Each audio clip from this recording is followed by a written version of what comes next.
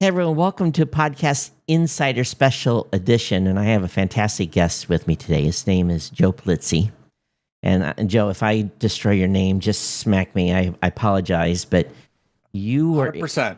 You you got were it. you were introduced to me by a mutual friend, Robert Riggs, who does the True Crime Reporter podcast. And so when Robert says you got to listen to this gentleman's podcast, he says you two think alike. I was like, wow, I didn't know that existed. So, but you and I were talking just a little bit before we got started, or before we get started here today about what you've been doing in the content space and so forth. But obviously, the folks that are listening to this may or may not know you. So why don't you just give us the 411 uh, about you and the podcasts that you do, or several podcasts that you do. Yeah, sure. I started in what we call the content marketing industry back in 2000. It started as custom media. I started to do basically custom magazines for large business to business brands. Really loved it. Left and started my own business, what became Content Marketing Institute in 2007 into 2010. And basically, we knew that there were a lot of marketers and creators out there that didn't know how to tell stories and monetize those stories over time. So that's what Content Marketing Institute did. And we did that probably most famously through an event called Content Marketing World, which is still around today. We sold, my wife and I own that business. We sold in 2016, but became 4,000 attendees from 100 different countries. It was the largest content marketing in-person event. And as part of that, as part of writing a bunch of content marketing books over that time, started a couple podcasts. This Old Marketing with Robert Rose was a content marketing news and trends podcast, still is going today. Actually, we just recorded episode 471. We started that podcast in 2013. And then I started the Content Inc. podcast, which is a little 5-minute podcast, motivational podcast around content marketing. Started that in 2015, and that's at almost 500 episodes. So I've done a lot of podcasts, Todd, and I really believe in the medium, and really, basically have spent the last 20 years just trying to teach content marketers and content professionals how they can build an audience that knows, likes, and trusts them. And then once they do that, how they can monetize that and build a financially sustainable business. What was curious to me is Robert said to me, he says he speaks almost like you do in many regards, and I'm like, wow, brother from another mother maybe here because because I thought I coined a phrase, but maybe you did. I had always said, and I continue to do this. I say, hey, don't build your brand on rented land. You got to own your stack. You got to own your .com. And I've often, for many years, gotten the eye roll from a lot of people in the podcasting space. And, we are in an interesting time right now with the development of AI and how search is changing and everything else. There's a whole bunch of stuff that's happening. But one thing I think holds true is if you're not controlling your stack, and maybe you can go into your spiel on this, I think you're high risk in today, even higher risk than even before, by not controlling everything that you potentially can underneath, your brand and your .com. I'll go through the methodology. It's very similar to yours, but let's just take a very new example. Let's look at Jimmy Donaldson. Jimmy Donaldson, otherwise known as Mr. Beast, has over 300 million followers, subscribers, whatever you want to call them on YouTube, and is worth multiple billions of dollars. And everybody's like, wow. And it is amazing. And I followed Jimmy's trajectory, and it's incredible what Jimmy's been able to do with Feastables and Beast Games and all that. But Jimmy gets up knowing that the 300 million people plus that are in his audience, he has no control over. And today or tomorrow or the next day or the next week could wake up and YouTube could say, for whatever reason, and of course, all these platforms have their own reasons. They don't really need them. You're off the platform. Jimmy, we don't like your content you're producing. Jimmy, you're not driving the revenue we like. Jimmy, I don't like these comments. Whatever reasons, and you can get those reasons as well from Meta and from X and from any other platform, TikTok, whatever. And we know what's going on with TikTok, right? You've got a Hmm. bunch of TikTok creators not even knowing what tomorrow's going to bring. Is the 25 platform? days. 25 That's days. right. Yeah. 24 days. And and so Mr. Beast, who could be the most influential creator, tomorrow might lose a big portion of his influence because a platform is in control of his livelihood.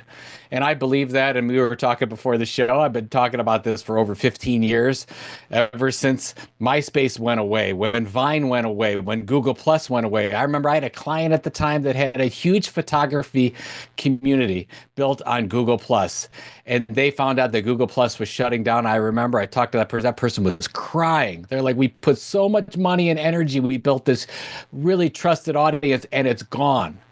So the point is, as you know, these things happen. They will continue to happen. And if you build a trusted audience of any kind, if you're a media company of any kind, which you probably are, whether you sell products and services or not, you want to make sure that you have control over your business model. And if you let another platform control that, I can't tell you what your planning should be for tomorrow. So what your planning should be is, yes, I'm not saying don't be on social media. I'm not saying any of that. I'm saying you should come up with a plan to make sure that the followers and subscribers and fans that you build on these other platforms, you need to make sure that you get them to your own .com, your own email newsletter, something that you can control, you communicate one to one, and you have some kind of data. That's all I'm saying. It's not rocket science. It's just basically publishing 101. And I don't know what your background was, Todd, but I came from business to business publishing. And that was always driven into me. Like, you do not build a media channel, a media brand, without having a direct line to your customers. And the reason you have that direct line, and from that, you can drive multiple types of revenue. If you don't have that direct line, it's very hard to do that. Yeah, my path to media was, well, bizarre at the least. I was in the Navy for 25 years, and just circumstances, I ended up in I had a physical situation where I had an accident, and, basically was listening to a podcast by Adam Curry talking about this new medium. And I thought, oh my God, I was a horrible blogger. I had a website that maybe got 300 views a week or maybe a month. And I started the podcast, and it just changed the trajectory of everything. And there was no social media. There was none of that in 2004. So I understood. I went from zero to an incredible business, really based upon building a brand on my own .com, and everything was controlled right there. I didn't have the crutches of Facebook and YouTube and Twitter, X, and all these other platforms that came later, which are great tools. But, I got a call last week from a gentleman that's on YouTube that he talks negatively about China. And recently, YouTube has flipped the script on him, and they went from 1 million views on their videos down to 25,000. And he's in a panic, and the YouTube says nothing is wrong, and yet they have done something. And so his business is ruined, and he has, at this point, along with about 20 other creators that were in the same genre, and they're looking for a home. And I'm like, do you have a website? No. Do you have a mailing list? No. None of this stuff. It's all on this, this sandbox that is essentially a walled garden. And so I'm like, okay, here's Todd's 1, 2, 3, 4, 5 steps to your recovery. And I'm saying the first thing you got to do is salvage what you can on YouTube and get a website up immediately. That's right. And start putting out episodes that is not talking about China, but talking about where my website is and where to come get my content. And this is why I continue to tell podcasters that this is the last bastion of free speech, because we have open RSS. We can't be deplatformed. Maybe harder to get to us if we aren't on certain sites, but and AI, that's a whole nother another challenge with, search is going to change. It's already changing. I've been Did you see fortunate. that? Yeah, Google, I think they're under whatever. Their percentage gain is at its lowest ever of percentage market share for search because of what's happening in AI right now. It's happening right before our eyes. It's crazy. And there's stuff within AI that can make or break you. I've got one particular thing that I do that I'm actually being promoted in AI. So I have a win there, but on other things, I'm not winning in those AI queries because we're looking at those queries and how they're resulting. And again, winners and losers and businesses are going to be, it's a whole game changer. So I keep telling these content creators that we work with, I says, you got to tell your audience where you live. And I use this term Moonbase Alpha. It's kind of dumb. I'm kind of a nerd.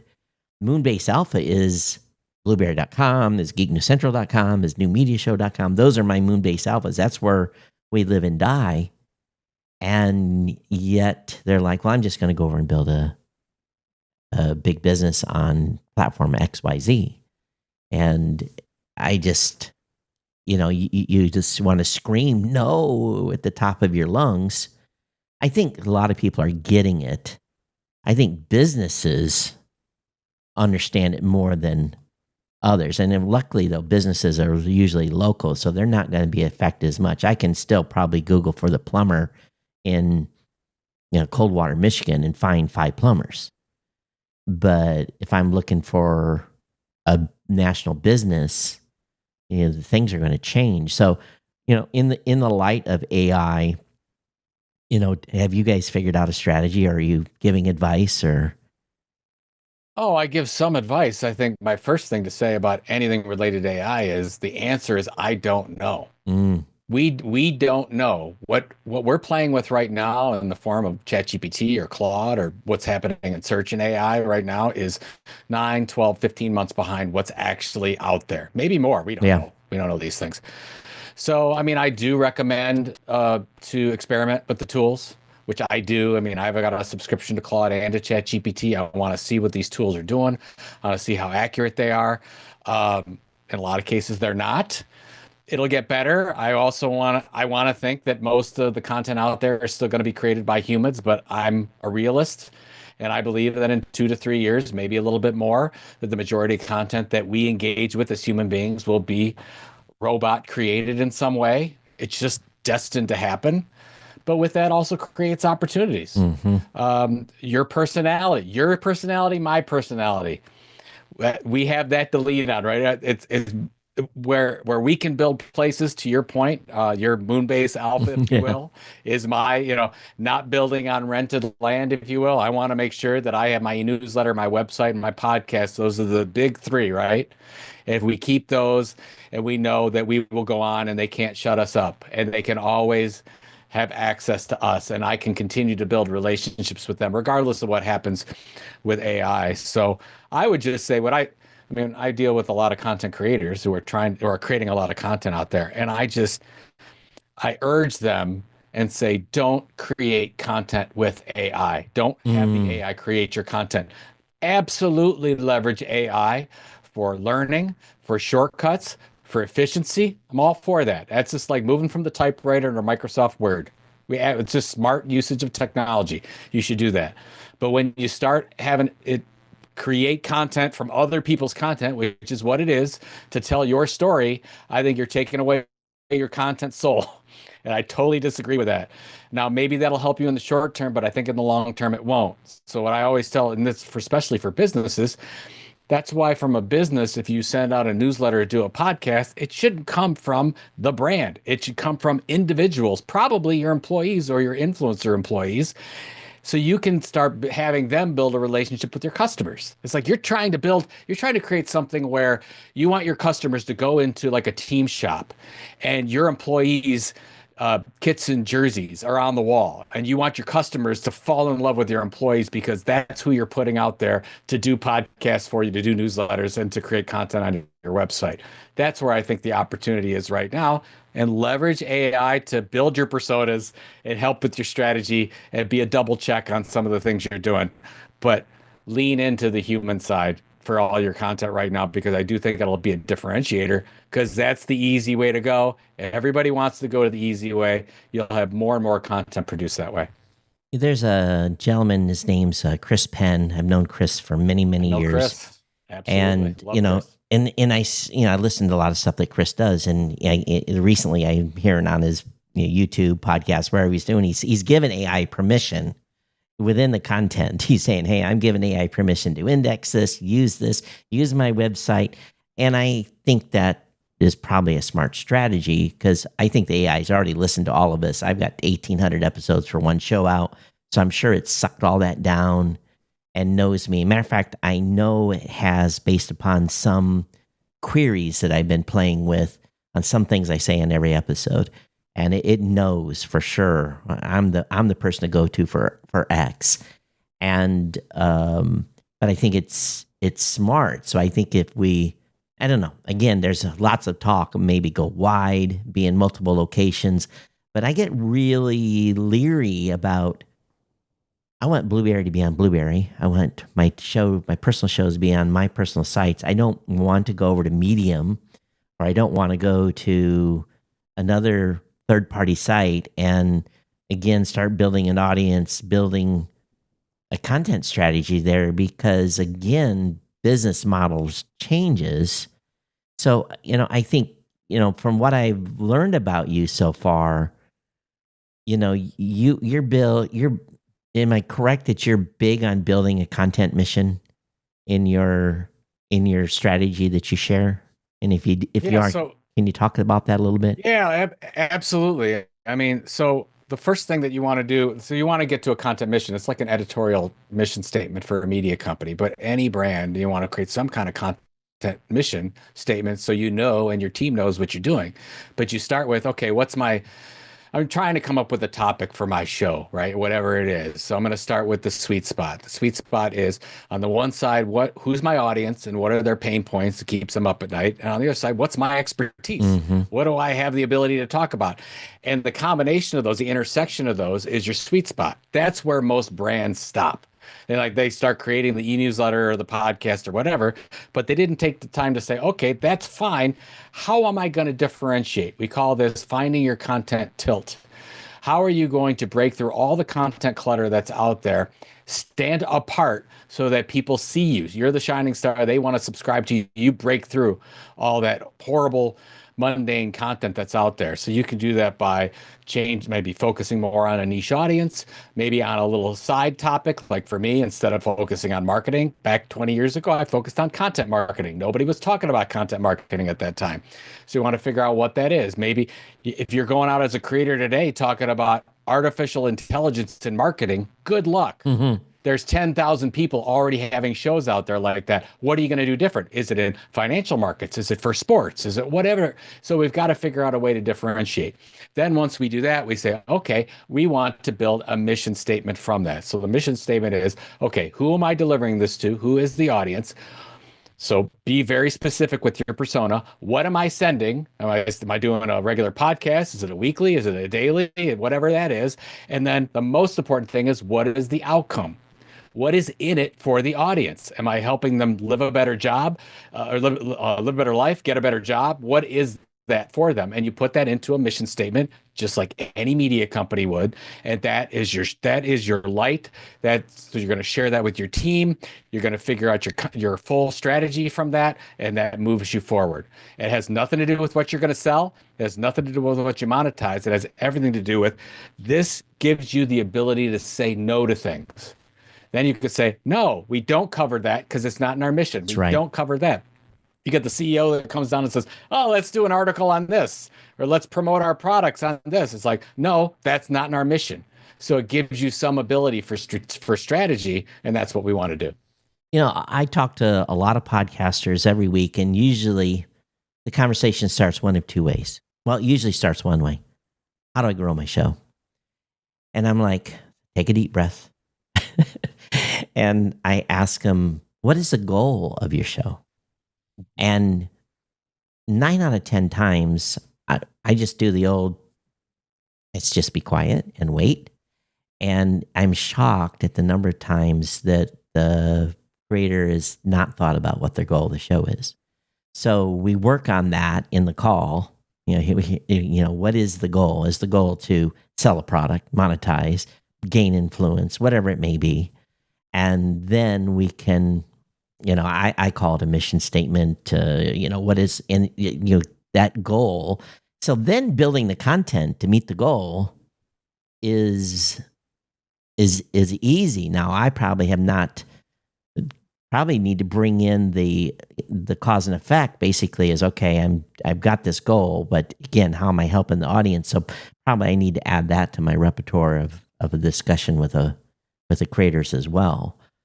But It's a good one too. I know I love that. I mean, I never had outcome before, but what that started in when we used to do blogging. Because it's like, okay, we're going to blog to these keywords and this is what it's going to be about. And then you add the column in the spreadsheet that says outcome, what's mm, in it for the audience.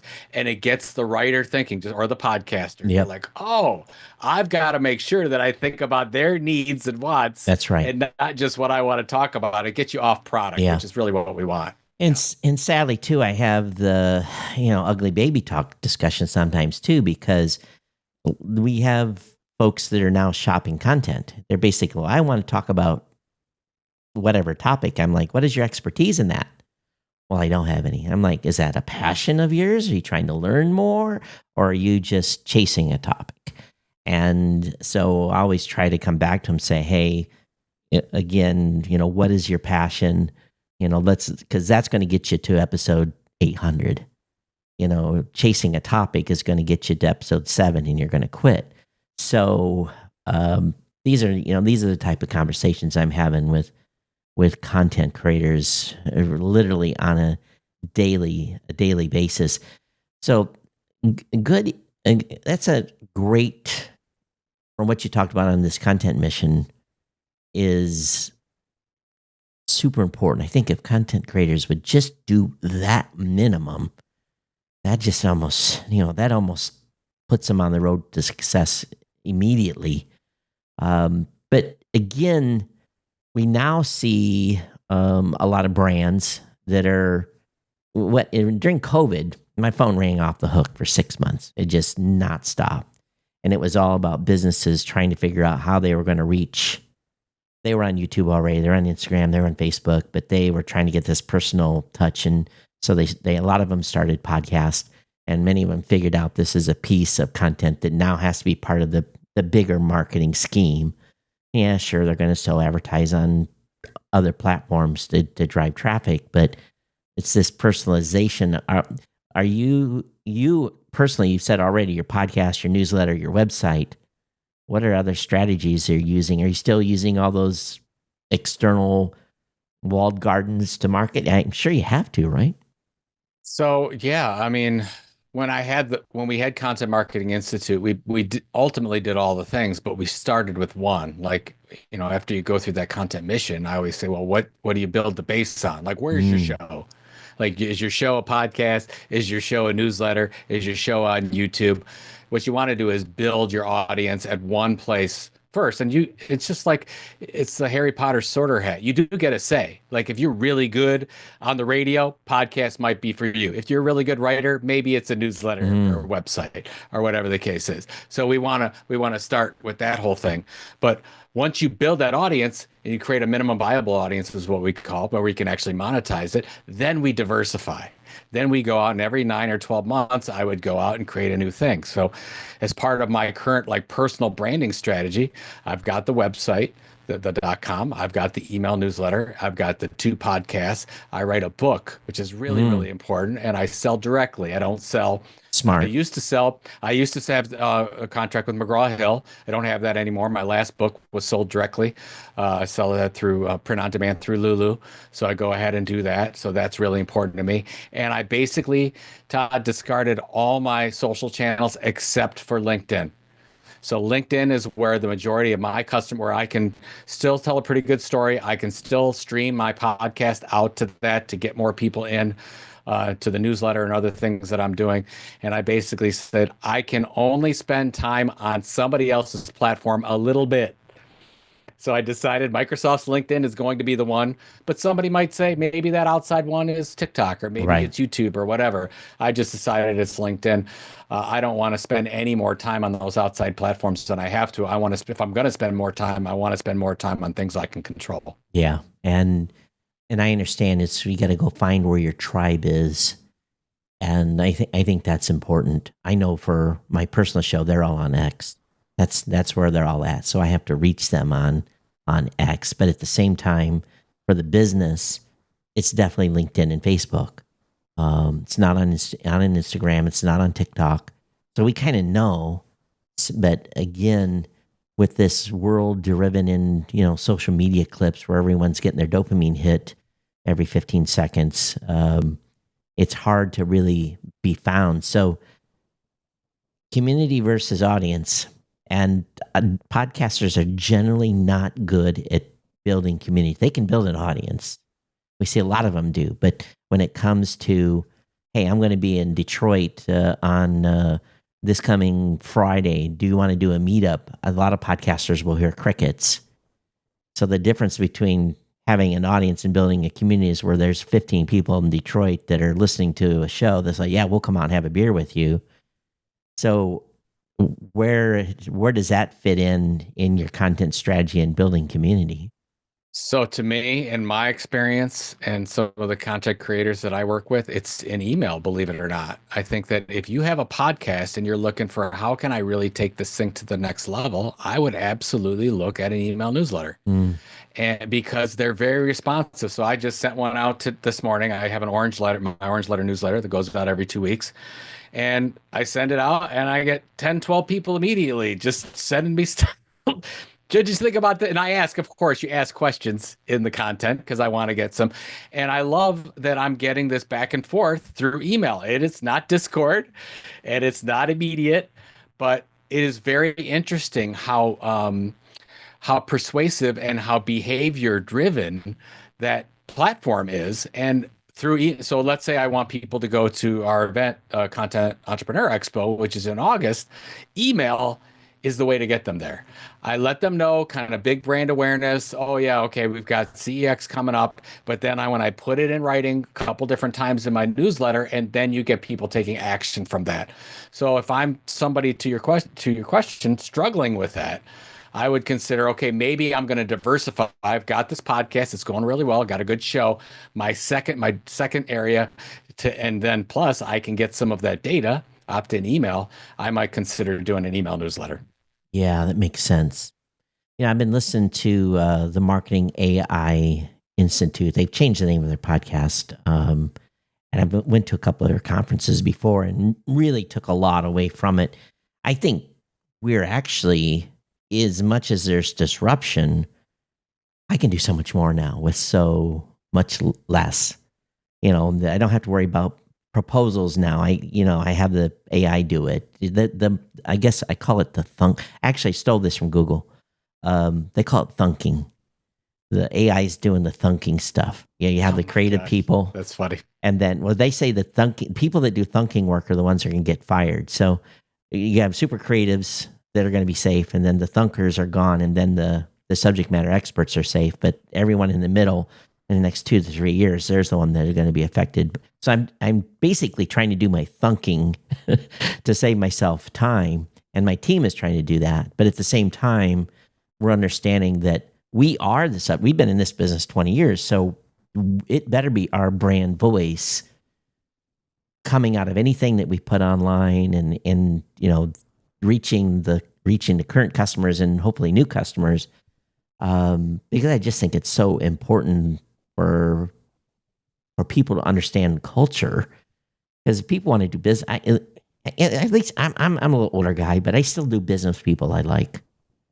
Yeah, I'll pick a business that may not be as perfect. If I like the owner and I like the team, I'll do business with them before someone that might be a little more spiffy. So I think the podcasts are the same way too. People will listen to people that they trust and can get along with. I don't know. I Are think people that still like me that do that, or are people now just looking for the best bang for the buck? I think you have both. I think get both out there. I think that just from what you said is so interesting. Let's just say that you're somebody that hasn't put out your own content on your own platforms, and this is the majority of content that AI is pulling their training data from. And we have a minimal amount of time left because I mean, they're already on to synthetic data Right. and building off a platform. So if you haven't put out your story and you haven't put out your expertise in 2 years, when everybody's just going to the AI for this, you might not be there. That's right. You might be omitted. That is really, really scary. Mm-hmm. So maybe, to your point again, maybe we have a finite period of time before it all goes AI, where you have a chance over the next few years to build your show, tell your story, and to make sure if people type something into AI around your expertise, you are found. Yeah. It just scares me that I almost feel like we're running out of time right now. We got to It's get going. I'm almost in a panic about it. But at the same time, I know that at least from the business, we have 20 years of blog posts, and the theme has stayed pretty close to the same. The same, things have evolved over time. I know on my blog, I have 15,000 blog posts over there that were all originally written. There's no AI generated content. This was it's all personal reviews and everything that's going on. And I've been rewarded tremendously by Google because of that original content and get massive amount of traffic to the site even today, which drives listeners to the podcast, which drive them to support the sponsor. I've had the same sponsor for 20 years. No one can say that in podcasting. That's incredible. Yeah, No. GoDaddy's been with me since, well, not quite 20, June of 2005. So got a few months That's to go. impressive. Yeah, and we've had some of the biggest months with them we've ever had. So that's saying something. So when it comes to businesses and brands, not everyone has a product to sell. So are the creators that you're working with also doing brand alliance stuff where they're bringing in other companies' products and promoting and being a quote unquote influencer, or do you delve in that at all? Yeah, I mean, absolutely. And then what we preach is as many types of revenue channels, like I talked about before. We want to build that base, but we want to diversify revenue as much as Right. possible. Like, so for example, our podcast, Distilled Marketing, for the last 2 years, HubSpot's been our sponsor. We've been Mm, part of that network. That's one way to do it. We also sell individual ad spots to somebody. So I'm selling sponsorship. But if then you look at once you build your audience, all the things you could do, you could sell advertising and sponsorship. That's great. right. You could do paid subscriptions. You could do a membership program. You could take donations. You could do your own events. You all these things and all these possibilities are there for you. And what I want creators to look at and what the smart creators are doing, they're looking at all of them as potential. You never know which one is going to be the big one. I didn't know when we started Content Marketing Institute and built the blog and then the newsletter that the event revenues were going to be our cash cow. I had no idea that was going to be a thing, but we started to think, hey, maybe that's the thing. We Mm-hmm. tried that. Tried it. We tried it. We got 600 people to our first event. It was 4,000 a few years later. We're like, great. This is the thing. This is Yeah. working out really well. So I want to just focus on that wonderful channel of yours, build that audience, but you can drive revenue in many, many different ways. And you want that, especially to your point, during these times, because things are all over the place. It's just exactly why you want to diversify your stock portfolio. Some things are up and some things are down, and there's Bitcoin and gold and what's going on. I want to have a little bit in everything because I Yeah. want to be protected just in case. So then that maybe that question that I was going to ask you next, it's already going to answer itself. Then, do you think then the content marketing strategies that podcasters are doing is that they don't diversify enough, or what do you see currently as kind of the biggest mistake of podcasters have established a brand, established a show, established their voice? You, I don't know if this is right, Todd, but I guess what I would say is I see a lot of podcasters just think that they're podcasters. oh, And when I see them as media companies. mm-hmm, And the potential for a media company is so much larger than a podcaster. If you're just a podcaster, you could do a brand deal, you can do sponsorship, you can get in a network, maybe you could do some affiliate stuff, but you're limited if you're just a podcaster. If you're a media company, your podcasting that's your arm. That's how you build audience. yep, but you could sell all sorts of things. You could sell products and services. You could do your merch. You could do all, but you could do that on your website. You've got your e-newsletter you could add, which had sponsorship. You could do events. You could do, and that's why you see the build out of a media company. And you start to see that right after a while. You see it with like the Heights podcast with the Kelseys. They're starting to expand out into events and other Hmm. things, and they're not just a podcast anymore. I think it gets there. But I think a lot of podcasters don't give themselves enough credit for what they did, and they need to sit back and say, "Wow, this is a business. This could be a very big business if we think about all the opportunities around us."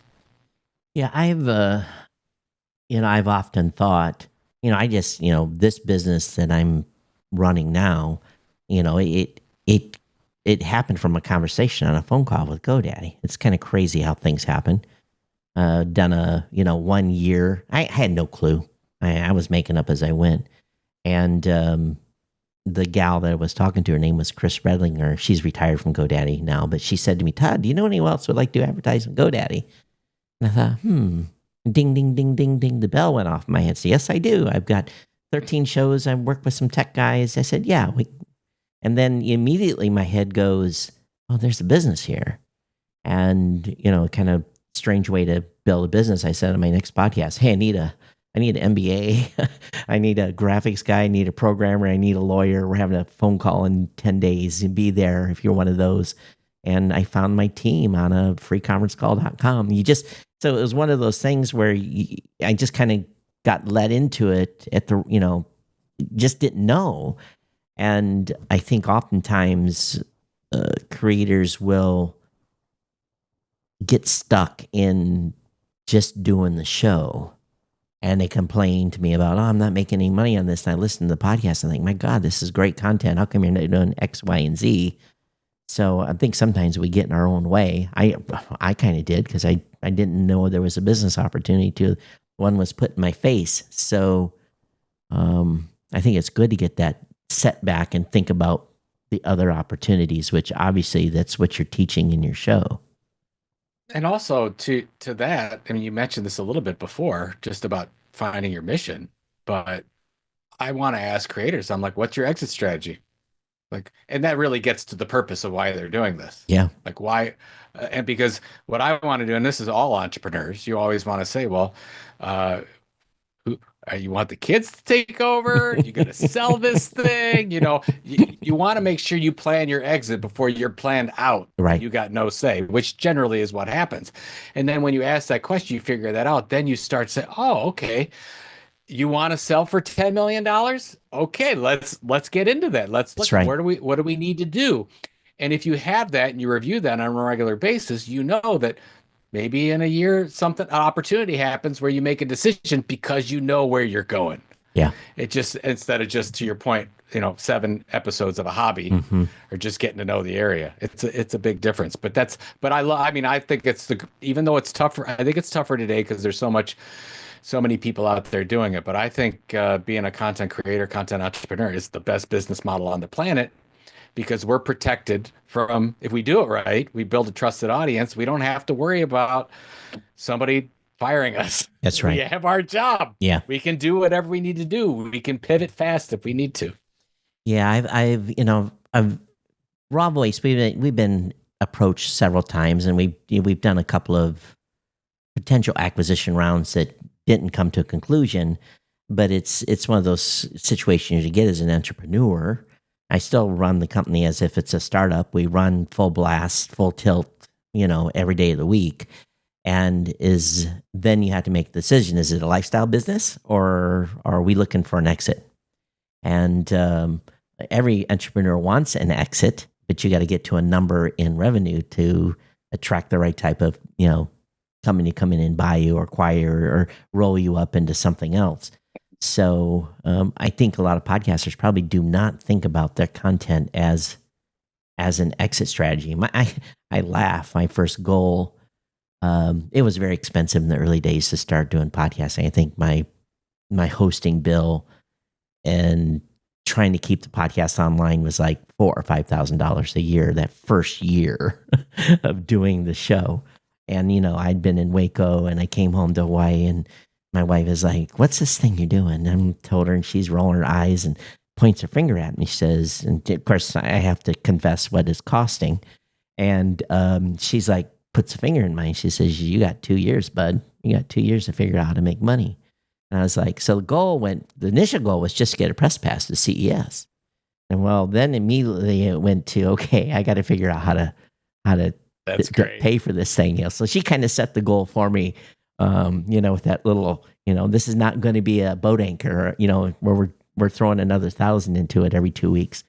Mm-hmm. So, Yeah, I had a similar journey. I was like, okay, well, you're not making any money, and we got two kids, 6 and 4. What are we doing? Like, yeah.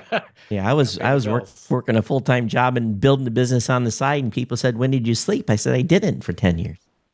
Mhm. And Yeah. they kind of look at you, but I didn't for 10 years. We went hard. I um, think that there's something to be said about that. I mean, sometimes I hate to say it, but sometimes the personal life for a couple of years, it's like you're building this yeah, thing so you can have a better life with your family in a few yeah. years. I tell creators, they say, "Oh, I'm going to do a series," and I'm not a series. I'm going to do well, they're going to do 13 episodes. They're going to take a break for 2 months, and I'm like, well, that's a mistake. I said, if you're going to do this as a new creator, I said, season one will end on Friday, and season two starts the following Monday for the first two Amen. years. And they look at me like I am from Mars, and I'm like, you cannot miss, because as soon as you miss, your audience is going to go listen to somebody They else. will leave you. They They will believe, absolutely leave you. You cannot miss. yeah, Yeah, so yeah. true. And and they said, "Oh, we won't lose too many." I said, "Oh, you'll lose about 30 to 40% if you're gone more than a month." I had a situation happen to me where I had to take some time off because of a death in the family, and it happened right around the time the 200th anniversary of the 200th episode of the show was. And I came on like 5 minutes. I said, "Hey, I'm going home. I got to bury my dad. I'll be back in 10 days. We'll do this 200th when I get back." And that didn't affect the audience because they were all like, "Okay, you got to go do your thing." And I had 4,000 emails of condolence when I got back, and it made me realize, that wow, well, there's someone really listening out there. And I think, at least in my opinion, what content creators forget about is they'll tell me, "Todd, I have 100 people listening to my show." It's like, "Oh, beautiful. Well, that's not a very big audience." I'm like, "Well, Google 100 people and imagine that you are backstage and you're about ready to come on and talk to those people right to their face. Would you prepare your podcast that you record on your microphone the same as you would prepare if you're going to go out there and speak to people live?" And I think people forget about that. I think sometimes people take their audience for granted. I'm talking more than you are. I'm sorry, but it's No, just, it shows how much opportunity there still is, though, yeah, which excites me about it. As long as we've been doing podcasts, and you've been doing it longer than I have, there's still a heck of a lot of opportunity. And for especially, yeah, is there any loyalty today? And like, hey, anybody that's looking for, I know it's going to be a lot of work, and you're going to have to put a lot of years in, and you got to have the desire and consistency, and you have to execute, but the payoff is huge if you can stick with it for content yeah. creation. And there's also a little bit of an ebb and flow, and maybe it's just been my show, but people listen so long and then they need a little break. It's just kind of the way it is.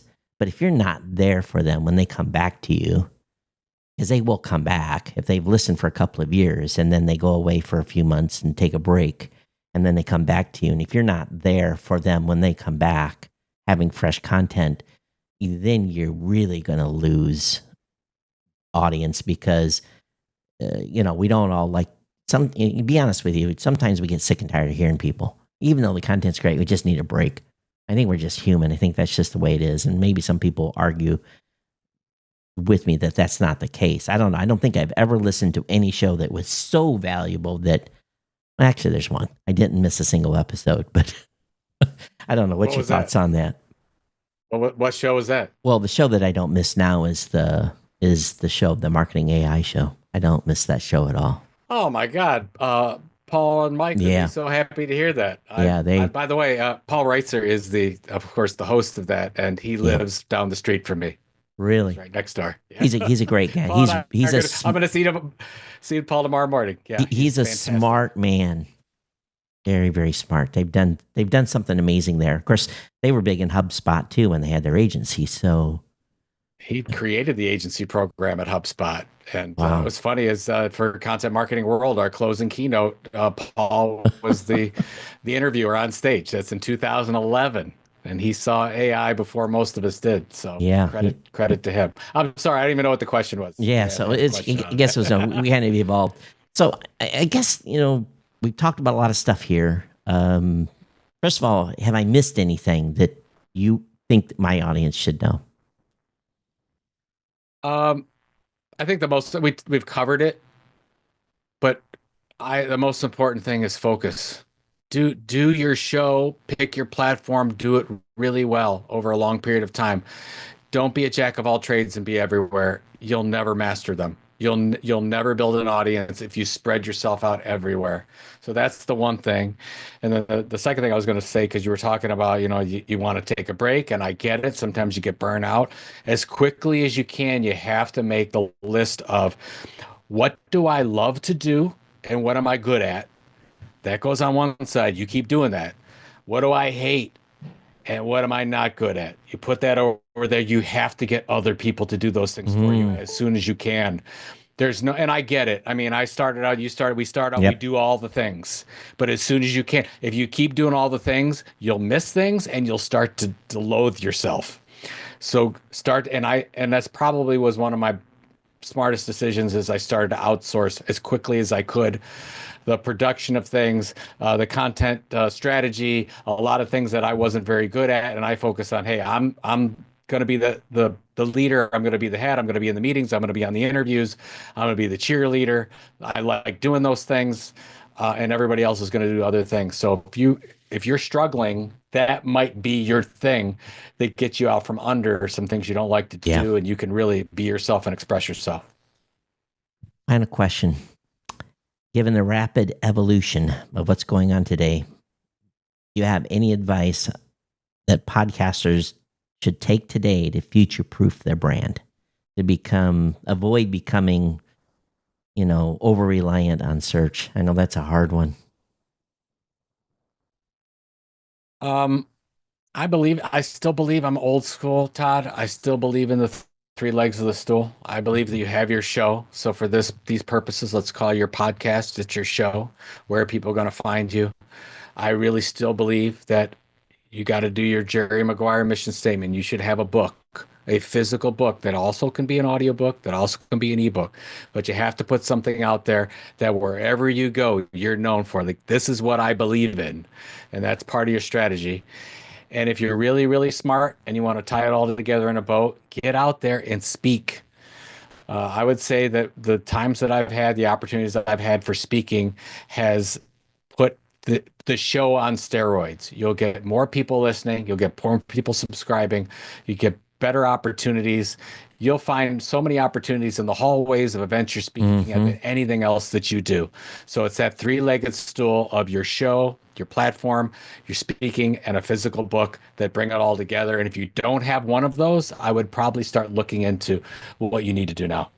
I completely agree with that. When I released my book on podcasting, that opened a bunch of doors that I never knew existed. And then when I started speaking at events and keynoting, that opened up doors because one leads to the other. They do. They And I feed off and, each and I other. haven't, my book came out in 2005, so it's a little long in the tooth. But I think everyone has at least one book in them. They need to go through the experience, if nothing else. You absolutely do. But I think that you forget that how it plays so well with the podcast. I Yeah. mean, because you could talk about it, you're not Yep. really, it doesn't feel like selling because you're giving out Hmm. value. By the way, if you want to, I mean, I always believe that you always grow your own show on the similar platform. So if you Hmm. have a podcast, you want to grow your podcast, be on other podcasts. Yeah. If you have a newsletter, you want to grow your newsletter, be in other newsletters. So that's a great way to get interviews is to have a new book out. You will have your friends will open doors. Oh, you want to talk about your book? Come on. Mm-hmm. And you, by the way, a lot of people that bring you on for speaking at conferences, they love to see that you have a book.